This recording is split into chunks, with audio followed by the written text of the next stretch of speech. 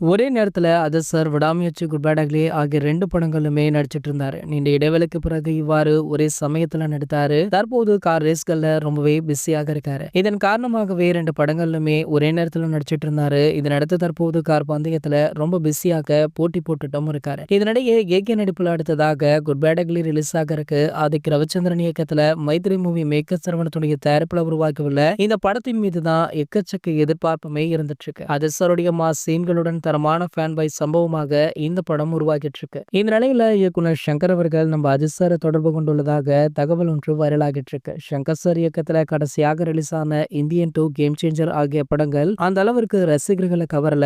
இதுல சங்கர் சாருடைய இந்தியன் 2 படம் ஏகப்பட்ட ட்ரோல்கள்ல சிக்கியது. இதனடுத்து சங்கர் சார் இயக்கத்துல இந்தியன் 3 படம் ரிலீஸ் ஆக இருக்கு. இந்த நிலையில நம்ம அஜித் சாருக்கு இயக்குனர் சங்கர் அவர்கள் போன் போட்டு பேசியுள்ளதாக வலைபேச்சு பிஸ்மி அவர்கள் தெரிவிச்சிருக்காரு. ஆனா ஏகே தரப்புல இருந்து தற்போது வரைக்குமே சங்கர் அவர்களுக்கு பதிலளிக்கவில்லை அப்படின்னு சொல்லப்படுது. இதனால 2 பேருமே இணைவாங்களா அப்படின்ற ஒரு விஷயம் கேள்விக்குறியாகவே இருந்துட்டு இருக்கு. சோ எப்படி பார்த்தாலுமே சங்கர் அவர்களுக்கு ஏகே அவர்கள் ஓகே சொல்லுவார் அப்படின்னு அவருடைய ரசிகர்களுமே சொல்லிட்டு இருக்காங்க. இது போன்ற நம்ம அஜித் சாருடைய படங்களை பற்றி வெளியாகிற அனைத்து செய்திகளுமே நீங்கள் உடனே தெரிஞ்சுக்க நம்மளுடைய அஜித் டாக்கீஸ் சேனலை மறக்காம சப்ஸ்கிரைப் பண்ணிக்கோங்க.